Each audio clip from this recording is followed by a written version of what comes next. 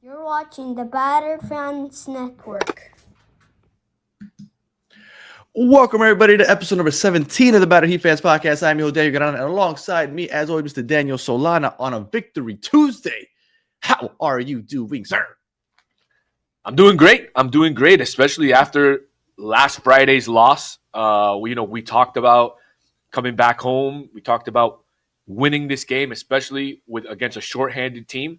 And if you remember, Danny, you talked about Udonis Haslem talking to Khalil Ware after the game last Friday, and Khalil Ware said it won't happen again. And by God, was he correct, huh? Well, I told you that today I was looking forward to it because if Spo says, I'm not going to talk, because literally, almost verbatim, I'm paraphrasing of it because I can't remember exactly his words, but basically what he said was, he went on about how they're not rebounding well. Then he ended it with, you know what? I'm done talking about it. We know what's wrong. We're gonna go fix it. Boom. That was it. And I said, ooh, on Monday, we're gonna fix this shit.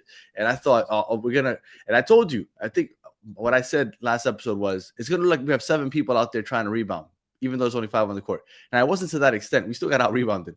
But obviously it wasn't as bad as it has been. And more than anything, it was because of Khalil Ware. Khalil Ware, with his size and his potential, his athleticism, he can fix a lot of those uh, errors or the deficiencies that we have in rebounding. And he showed it last night. He came up with 6 offensive rebounds on his own. We had 7 as a team. Drew Smith got 1. And Khalil Ware ended up with 6 offensive rebounds. He had like 3 blocks. I have the stat line right here. It was 16 points, 14 rebounds, 6 of those offensive rebounds, which is a big deal, and 3 blocks. And I love the plus minus, +8, highest on the team. Khalil Ware had himself the best game of the season, and I'm glad that it came. Well, we've had this conversation about Khalil Ware, right? It wasn't Spo this time. It was Udonis Haslem who technically came out in public and said, hey, man, I texted him. He said it won't happen again. I feel like he keeps getting addressed publicly and then he responds. Need him to just respond like this all the time. I wish, man. I wish he could play like this every single game. But he's a young player, right? He's a young player. He's gonna have his games where he trips up. But last night he was huge. And Danny, not only did he grab the 6 offensive rebounds, but he held, not single-handedly, but was mainly responsible for holding the Knicks to only 11 offensive rebounds after we gave up 20 plus to them last Friday. So that was, for me, one of the biggest keys in this game for the Heat to win. And Danny, we're 8 wins, man. 2 away from our magical number of 10-10 in the first 20, and I think we're gonna make it there. I agree. I think we're gonna make it. We might even be over that. Which with Tyler Hero and Bam soon coming back, my understanding is that there's rumblings about Bam possibly coming back on Wednesday against Golden State, and we'll talk about that in a second. But last night, I know a lot of people are saying that the refs wanted the Knicks to win. I hate blaming refs in any sport, but man, there were some egregious calls. Josh Hart steps out of bounds right in front of the ref. They get that wrong, and then they called a goaltending on Khalil Ware, where when I was watching it live, to me, it was almost obvious that the ball was on its way up. They called it a goaltend. Eric Spoelstra, I thought, was going to have an aneurysm out there. They ended up checking it. It was a block. What ended up being, I guess, technically the game-winning block. They ended up changing the call. Then they got what ended up being, because they had to reverse the call. They ended up having to tip it off in mid-court, and then the Knicks won the tip, and then they got another chance to tie the game. But again, Karl-Anthony Towns comes off soft.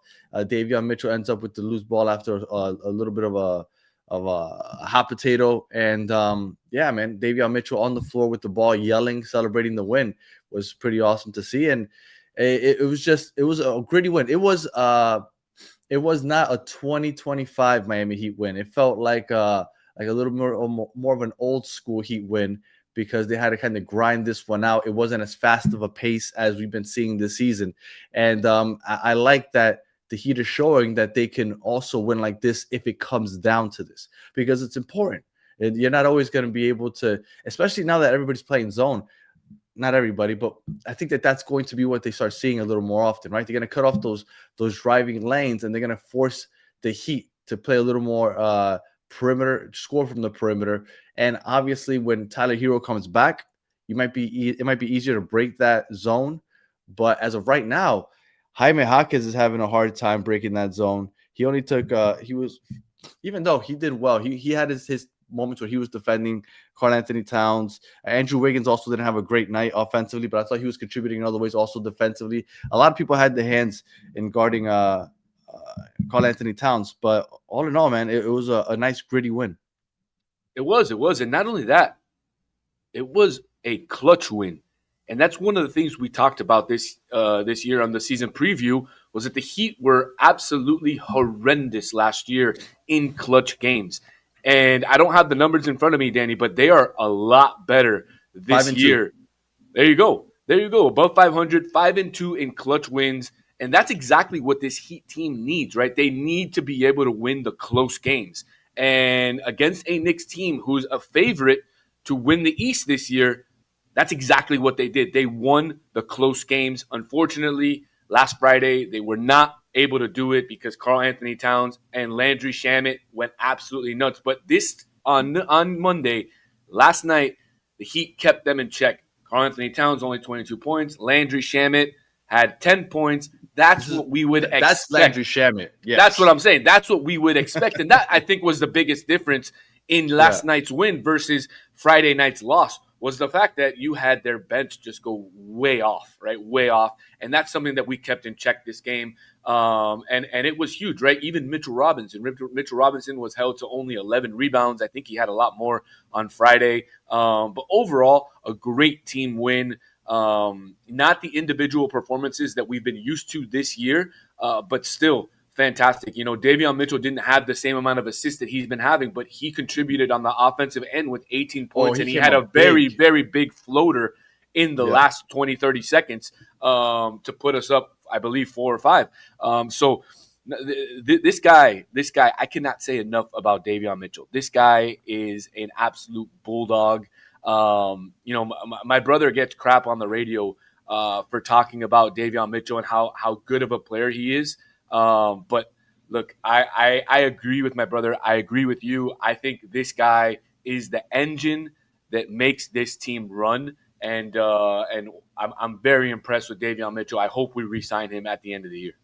And look, there's certain players that teams need that do just the dirty work that the national media might not talk about, that fans of other teams might not know, but they'll recognize once they're watching the game, like, oh, this guy's a pit bull. And I feel like every team needs that, especially a team that's going to be successful. And Davion Mitchell is that guy. I think he is. And you know what? We should have a show just when we talk about Tyler Hero's comeback, because I'm kind of curious as to what this team's going to look like when Tyler Hero comes back, because I feel like Tyler Hero is going to be a starter. And maybe we could just have a short little show where we discuss, because somebody's losing minutes, and it's going to be a shame if it's Davion Mitchell. But Davion Mitchell is an absolute baller. I really, really enjoy watching him play, and he came up huge yesterday. Fontecchio, is he the most underrated signing we've had in the last 10 years? Because when we had and you brought up when we talked about the clutch in our preview show, just wanted to bring up real quick. Shout out to you. Appreciate you, Solana, and everybody that has been watching us. Today marks 1 month since our first episode. We're now 17 episodes in. We're a little over 300 subs, so we appreciate everybody. If you're watching this and you haven't already, like and subscribe. We appreciate the support. We've been trying to come on here consistently, 3 or 4 times a week at least, and we're having a great time. Maybe we're that good luck charm that the Heat needed. But yes, I wanted to say just today, a month. So shout out to you, Solana, for joining me for a month, and everybody that's been tuning in and that's subscribed, because we do appreciate it. Yeah, happy 1 month, baby. Yeah. So Fontecchio, has there been a more underrated signing? Because off the top of my head, I can't think of one. Has it been this easy to forget about a player who meant so much to this franchise in Duncan Robinson after bringing in Simone Fontecchio? I don't think so. I think what Simone has done is he's made us completely forget about Duncan Robinson and everything that he did. And he's just a much better version of Duncan Robinson. I don't know if he's more consistent from 3, but he just adds a little bit more to the defensive end. He gets rebounds, and he's really nasty defensively. And let me say it again. I said it on one of the first episodes. Simone e bagnate. Guy is wet. Guy is wet. I mean, come on. Yeah, man. Every time he takes a shot, and I tell you, and I've told you this on the show. I think it's going in every time. Yes, every time. And sometimes I feel like he's taking some really bad shots because he like slides to the side, but sometimes he's like falling away with somebody's hands up their nose, but it's gotten to the point where I just expect it to always go in. So Fontecchio, he had himself a game, 14 points, 4 for 7 from 3. Norman Powell actually didn't have that great of a game, but he still put up 19 points. He figures out ways to get his point total. He's going to average just 20 a game. He's going to be an all-star. He's going to be an all-star, Danny. He has to be. At this point in the season, I think he's probably one of the best shooting guards in the league, 13, 14 games into the season. And he's got to be a all-star this year the way he's playing. If he continues like this. I think that's the only positive to Tyler Hero being out and maybe even banned for a little bit is that I think it's shined a little more light on Norman Powell. And I think because of the first month, he's on the radar for the all-star game. And I think that's going to help him get there. Look, I'll tell you this about Tyler Hero. I read some news yesterday that apparently since he's going to be missing the next couple of games, he will not be eligible to make an all-NBA team, which then now it kind of hurts him in his contract situation because he cannot sign for the max unless he gets an all-NBA team, and he won't be able to qualify for missing so much time. So this could be a plus in Miami. Yeah, but 20? Yeah, but he's not. He's gonna miss. He's gonna miss the games. Oof. I mean, that technically works in Miami Heat's favor in the front office contract-wise, but I think it's 20 games. Maybe I'm wrong. I didn't want to go without talking about Drew Smith. Drew Smith, you don't really expect too much from him as far as scoring-wise because he's just a pit bull defensively. But 3 for 4 from 3. He had some big shots. And then Pelle Larsson. Pelle Larsson is putting it together a nice season. Another player that it's going to – when Bam and Tyler come back, obviously there has to be two players that kind of go off to the bench. And I think you just named them. I think you just named the two players. That's well. I think it's going to be Drew Smith, and I think it's going to be Pelle Larsson, who unfortunately. Davion Mitchell. No. I think it's going to be Pelle Larsson and Drew Smith are the two guys who are going to be minutes. That's correct. That's correct. Okay. That's correct. So I think those are the two guys that are going to be missing minutes. Between them, 41 minutes played. I would assume 28 to 30 of those are going to go to Tyler Hero, which is unfortunate, right? Because Pelle has been fantastic in the starting lineup since Spo inserted him a couple games into the season. Guy's averaging double-digit points, and he plays fantastic defense. He has a relentless engine, and it's going to be a shame that he's going to be relegated to the bench and not have as many minutes just because Tyler Hero comes back. But man, this is make the Heat a little bit fortunate, right? I mean, you can start dealing some players here and not worry about missing a beat. So be on the lookout for the Heat in the trade deadline. Kashad Johnson's another one that's not going to get much playing time anymore. Well, he only got 2 minutes. Like 2 minutes. Yeah, but he's been getting consistently 2 minutes. I don't know what's 2 boards, baby. I mean, he's averaging 48 boards in 48 minutes, right? 2 boards in 2 minutes. Yeah. If you do it at 48 minutes. The guy's a stud. There you go. All right. Next 5 games, we got the Golden State Warriors coming up at home. Then we got the Bulls in Chicago. We got Philly in Philly. And then we have the Mavericks and the Bucks both at home before Thanksgiving. But the game against Golden State, it's going to be fun having Jimmy back. Yeah. I don't think he's going to play. I don't think he's going to play. Some fun memories of your boy Jimmy right there.